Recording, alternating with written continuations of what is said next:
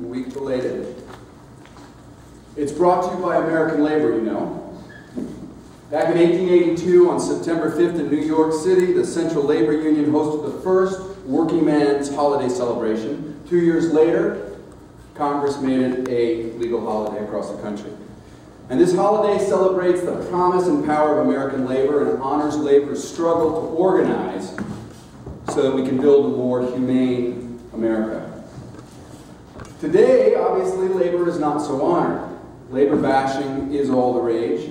It's blamed, unions certainly are blamed for all sorts of things, for bankrupting the cities and states, for raising the cost of domestic products, for the decline of public education, for being inefficient, narrow-minded, greedy, and corrupt.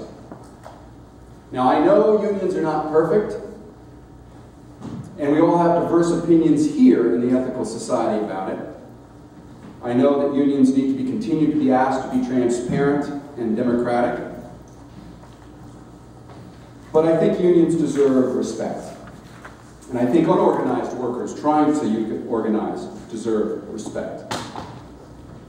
I'm going to argue today, in fact, that we have to do better at honoring workers in this country, especially those who sweat and toil at jobs most of us try to avoid. Until all workers have decent wages, good conditions, education for their children, decent housing, and access to the vote, we're not honoring their inherent worth. We're a wealthy nation and we can do better. And I think labor organizers should be thanked for their efforts to construct solutions that build this country. Now, I'm glad that some members of the Ethical Humanist Society here in Philadelphia went to their We Workers Stand for America rally at Lincoln's Oval. Steve and Kate and Doris and Nick and Sally, if you're here, just raise your arms. If other people who went there, okay? They were part of a crowd that was demanding a second Bill of Rights for workers marginalized by economic and political forces beyond their control.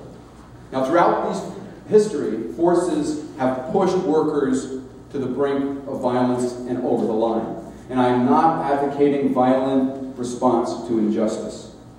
But I do understand violent responses to injustice. In fact, I'm going to play a song at our talkback afterwards that I wrote to try to express how I don't believe that if I was in many situations, I would do much better when you're pushed to the brink. When workers have nothing to lose but their chains, you've heard that phrase, desperation can grow and violence can occur.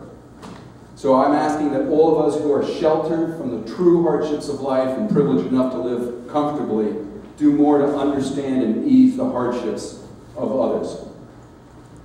So I'm going to begin by talking a little bit about the fact that unions have been attacked recently. And I think we have to understand that within the framework of history. A historical perspective clarifies for me where I stand ethically on the issues of workers and unions. I find much truth in the words of Elizabeth Gurley Flynn, a labor organizer who said, "History has a long-range perspective.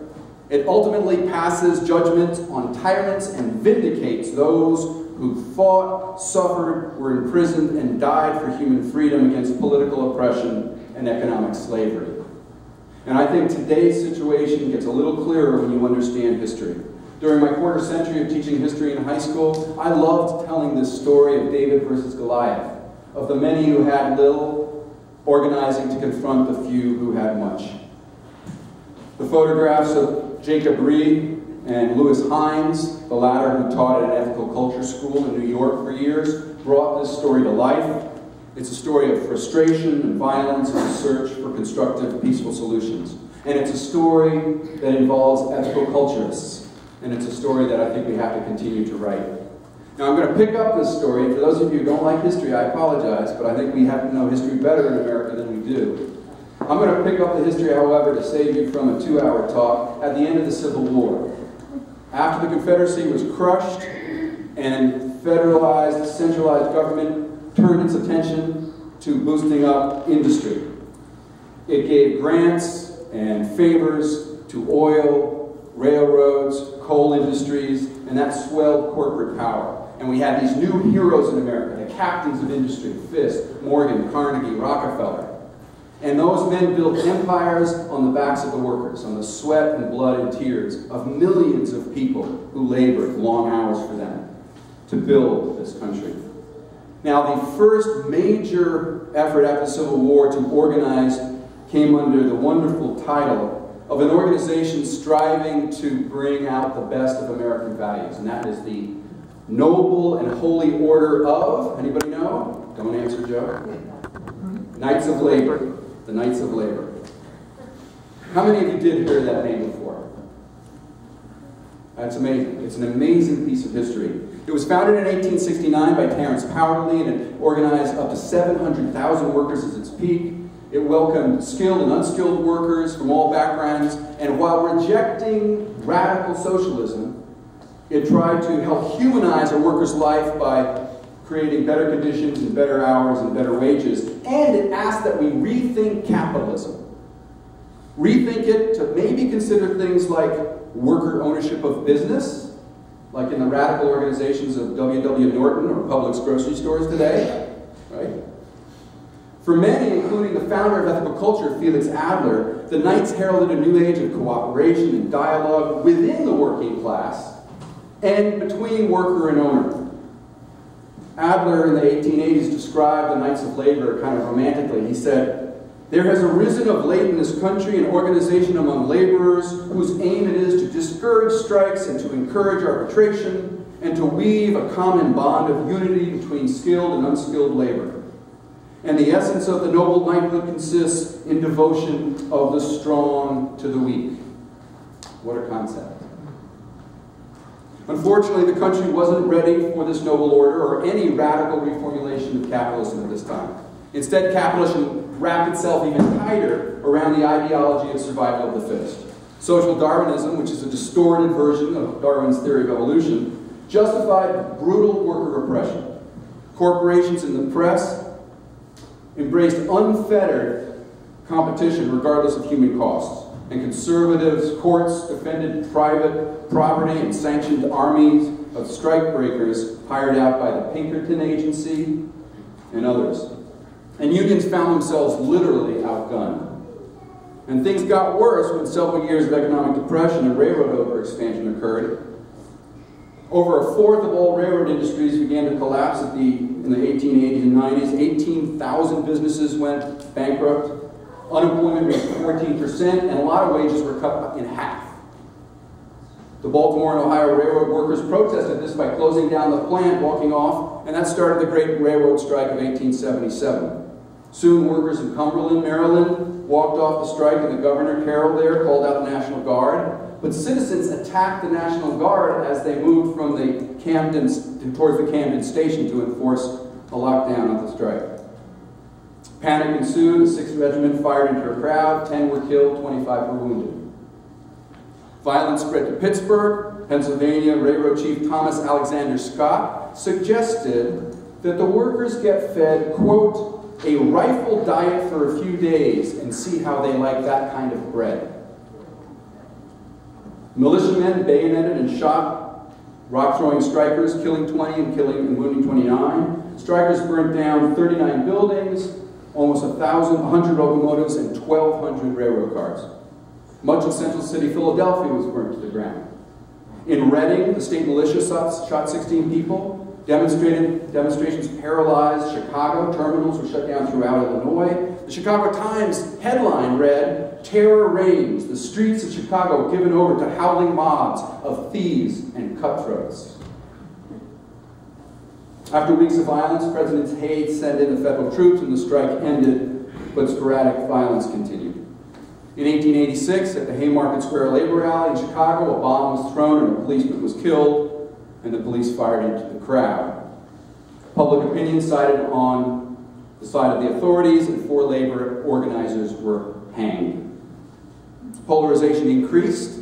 Homestead Steel Strike, 1892, steel tycoon Andrew Carnegie, who had in the past actually supported unions and spoke out against violent strike breaking, had gotten to the point where he felt like unions were too powerful, so he hired Henry Clay Frick to break the back of the union.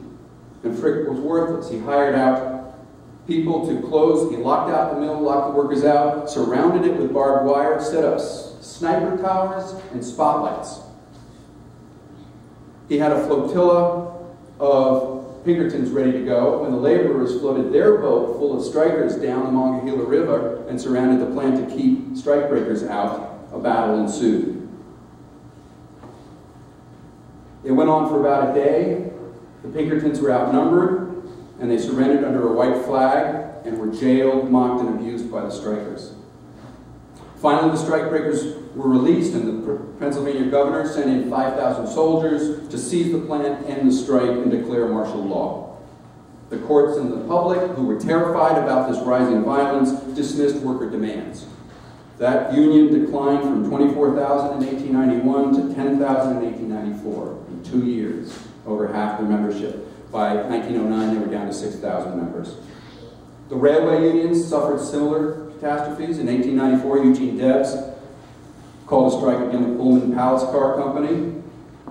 125,000 workers, many of them who lived in company towns with low pay and high rent, walked off the job and paralyzed the country. And the federal government said, we have to keep the mail running, so they threw 12,000 soldiers at the strikers. After dozens of workers were killed, the court stepped in and sentenced Debs to 6 months in prison. Fear and violence, again, was rocking the nation. And many Americans feared the sort of violence that they were seeing in Europe, which was a combination of a lot of forces, including radical Marxism and anarchism. So that's a little history. So where does this movement come involved? Felix Adler spent the first 25 years of ethical culture history in that environment. This is what he saw on the paper every day and saw on the streets. He took pains, interestingly enough, as I explain Adler, I want to say that I don't think he holds all the solutions. I think there's some good and bad in what he's offering. But he said, first of all, I am not advocating for socialism. Interestingly enough, he thought socialism was too materialistic. He said that it wasn't aware enough of the ethical and spiritual needs of workers. Along with many moderates, Adler also feared that socialism would increase strong federal governments and denial of personal liberties, and would ignore the more intimate and personal relationships, which are really the heart of ethical culture. Adler said that socialism, which was grown in the soil of Marx's philosophical materialism, was simply, quote, selfishness writ large. By indoctrinating workers to identify themselves with their material existence as members of a class, Adler explained that in this sense, he said, they were denying them a vision of the spiritual whole. He said, in this sense, class consciousness, which is being preached to workers, is a terrible injury done to them, while the development of social consciousness among them will be to their honor. I'm not sure. I think a little class consciousness probably saves a couple of lives.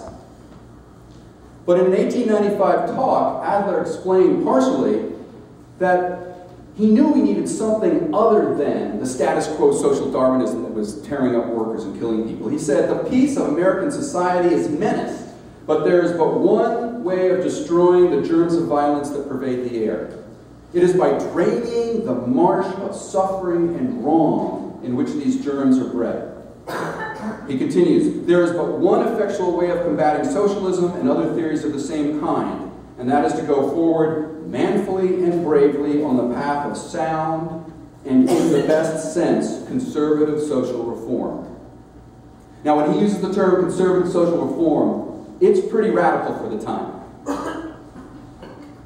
One friend of ethical culture and Felix Adler, Samuel Gompers, offered a moderate alternative to the extremes of left and right through the American Federation of Labor. Now, Gompers, who did go to some ethical culture meetings and spoke, was less idealistic than the Knights and Terence Powderly because he didn't focus on all workers. He focused on skilled workers of pre-existing union trades which could resist being fired more easily because they had more leverage.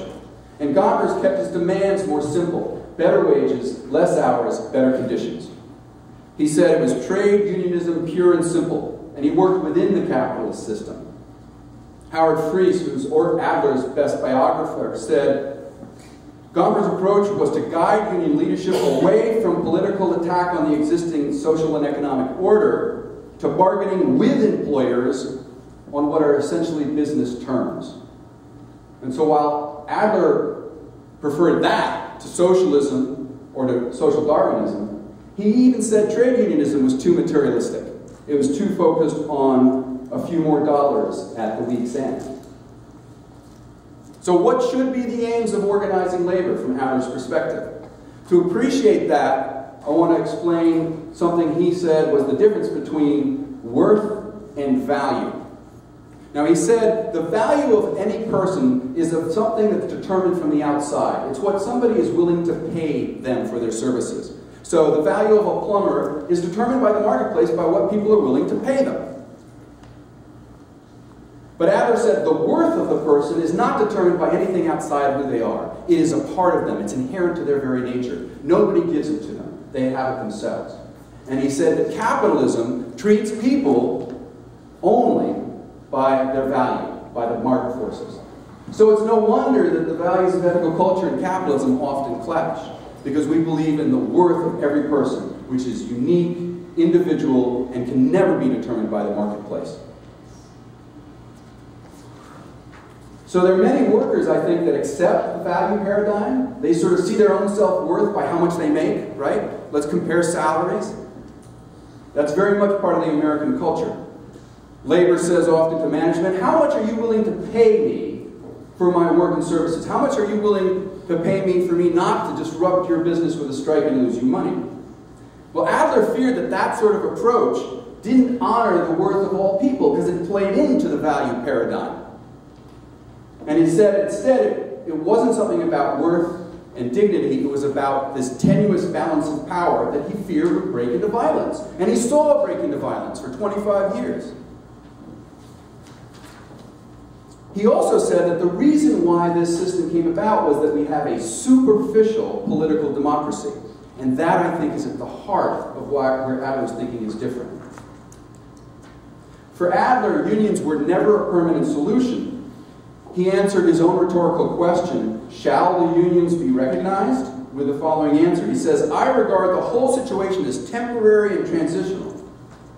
The union is not, it cannot be a permanent form of industrial organization. Unions are but indispensable parts of a largely bad system, for they are educating labor in business ways of bargaining, rather than in the vocational spirit of service. Okay, you with me? A little bit more history, a little bit more analysis. Now, according to Adler, socialism and unionism confused means and ends. Together, they assumed that the ends were good wages and working conditions. For Adler, wages and conditions were simply the means to bring out the best in the person, their ethical best, their personal best. Trade unionism and socialism simply tried to, quote, this is Adler's words, secure for the workers at once an approximately equal share. But this is not ethically satisfying. Maybe not. But if it put food on the table, I think Adler's overlooking how satisfying better wages and better conditions would be. But nonetheless, for him, the idea of service was what working was all about. He said the idea of service should be preeminent instead of the gain. The wage of salary to be apportioned is a means of sustaining the worker in the best possible performance of service. The work to be done by the worker is the means to develop them mentally, aesthetically, volitionally. The education features, therefore, are preeminent.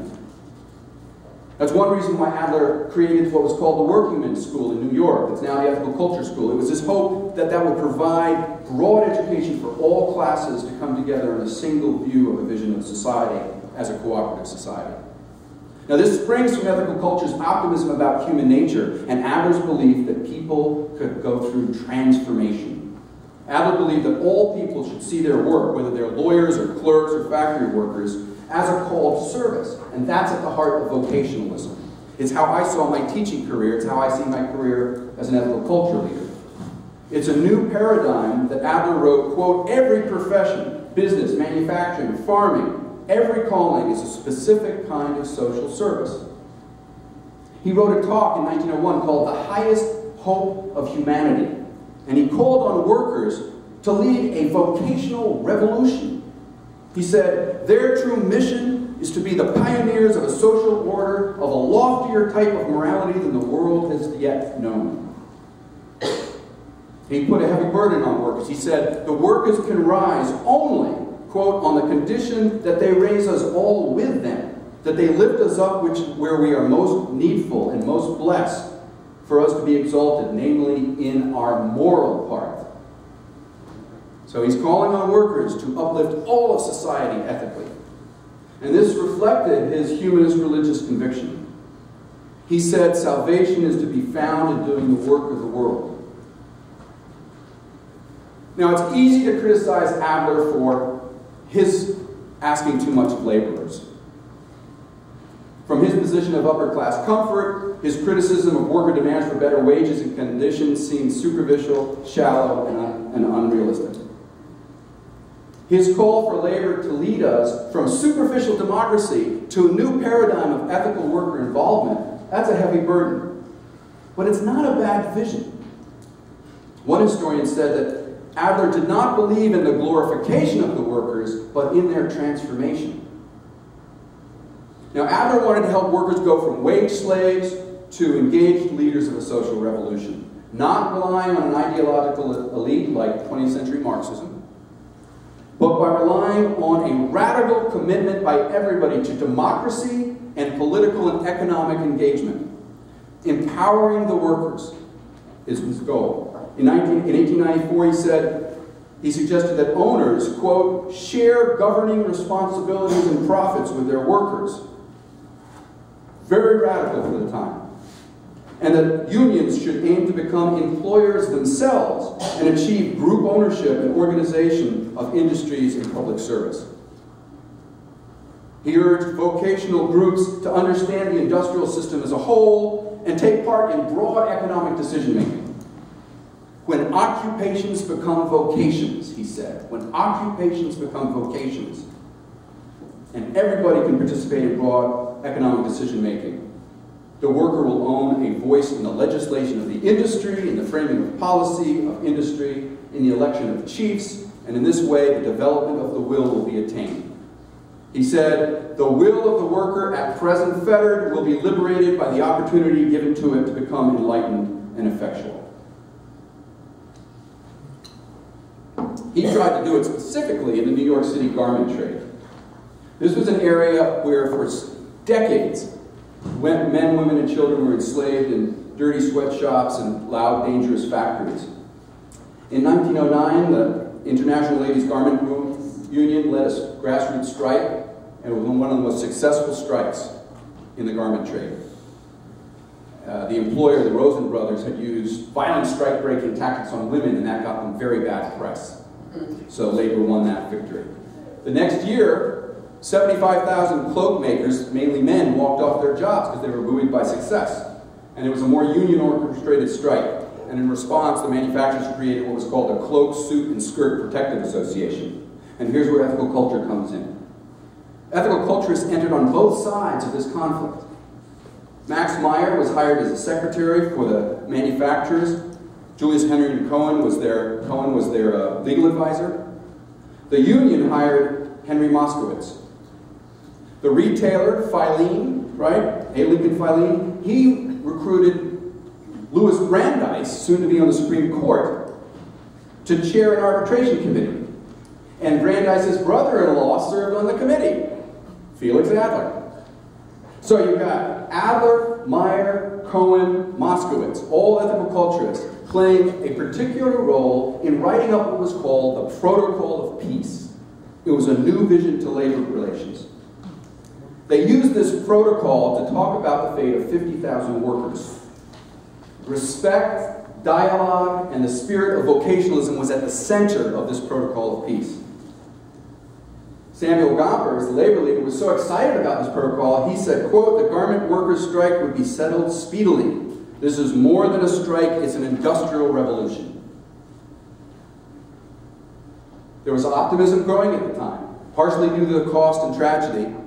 In 1912, many people know of the Triangle Shirtwaist Coat Factory in which 146 workers died many of them young girls who chose to jump from the roof to their death rather than being burnt in the locked sweatshop that they were in.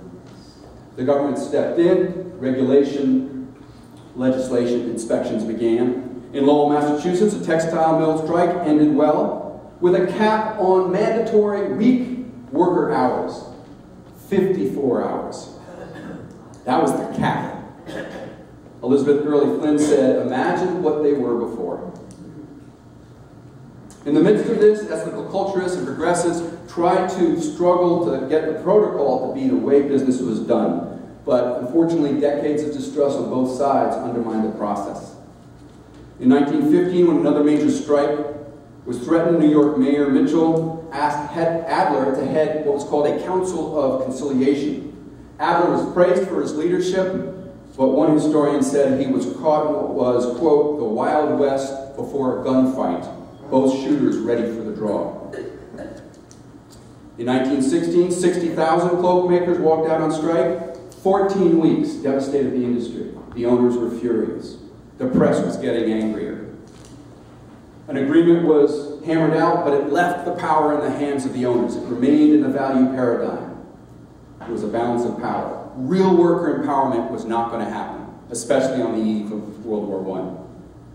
1916, that radical publication, Women's Wear Daily, that's the garment industry trade paper for the manufacturers, blamed the problems on those working for the protocol, on progressives, and on what they called social uplifters. This is what they wrote. The relationship, and listen to the words, the code language in it. The relationship between the employer and the employees in the cloak industry has been built upon sophistry, casuistry, and ethereal concepts. All of this because certain settlement workers, social uplifters, and reformers have been tolerated to formulate the rules. Because the relationships between employer and employee has been controlled not by economics and business principles, read social Darwinism, but by theoretical precepts, read social justice. The time has come to banish these alleged conciliators, legislators, and industrial Napoleons, and to revert to natural and rational relationship between employer and employee.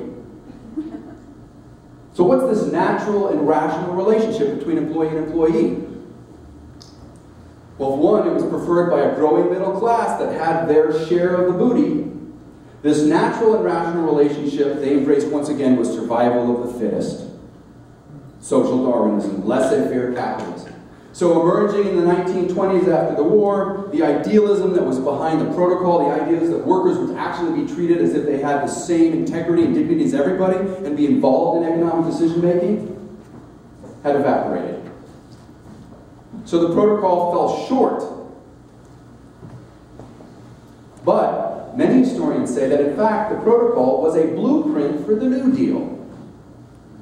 Because about 15, 20 years later, you begin to see things arising in the New Deal that are reflective of the protocol that ethical culture was involved in.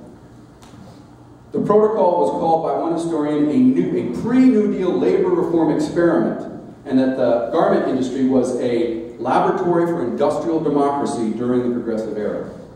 So this laboratory tested these techniques, some of them worked, and there were things like collective bargaining, government oversight of fair labor regulations, the democratic process. It invited government to represent the public at the bargaining table. And Felix Adler was very proud of the role ethical culture played in this. He said, I take hope in the fact that we are coming together, the three parties in interest, for there are three, the wage earners, the employers, and the general public. And the general public was represented by our elected representatives. It was the government. He called it a new social tool. So 15 years later, when Franklin Delano Roosevelt's New Deal realized a lot of the protocol, it would have pleased Adler, who died the year that FDR became president. Adler would have been pleased by the National Labor Relations Board and collective bargaining and the banning of coercion and union busting. But more generally, I think he would have been pleased by the sense of service that was at the heart of ethical culture and was also a big part of the New Deal. So, will the New Deal version of this new approach last? No.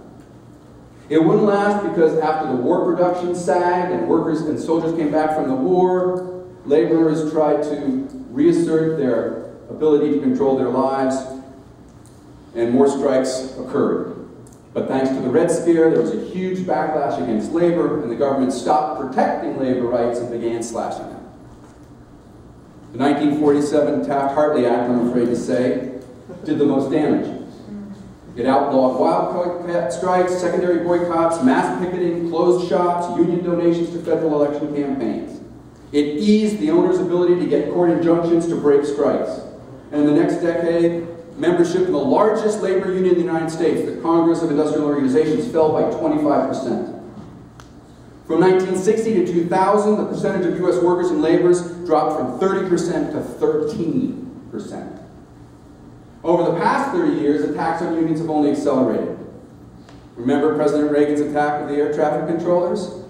12,000 air traffic controllers went out on strike, and Reagan whipped up anti-union sentiment and broke the union. Now, Reagan was the first president of the Screen Actors Guild to call a strike.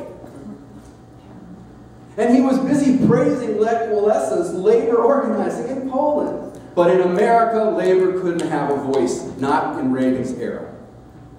And then, private sectors began to copy Reagan, imitating his intimidation tactics, struggling to force unions down. New management techniques outmaneuvered labor, discredited them, bullied unions. If you want to know more, read Martin J. Levitt's book, Confessions of a Union Buster.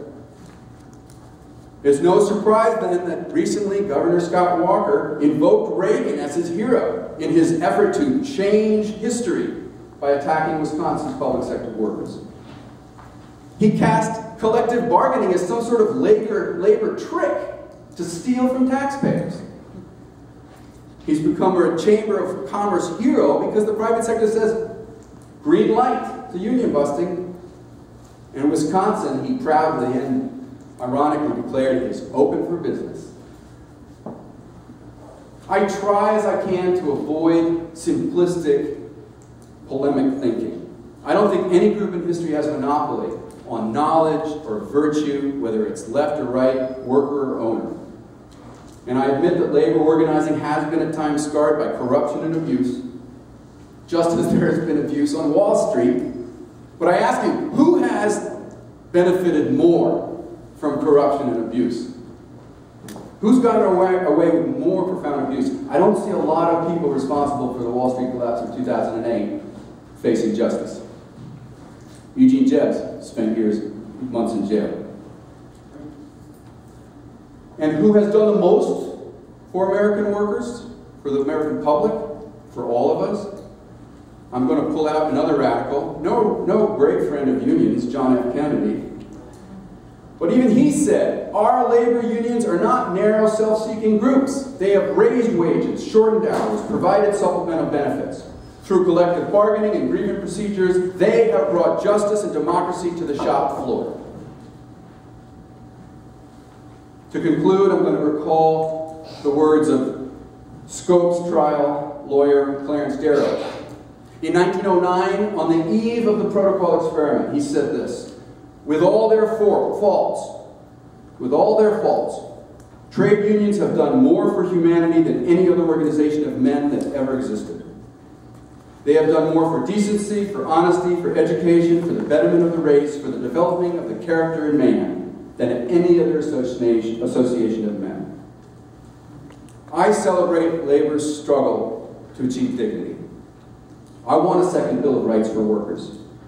Let's empower everyone to help guide this nation. Let's be on the right side of history. My commitment to ethical culture and my conscience demands it. And happy Labor Day. Thank you very much.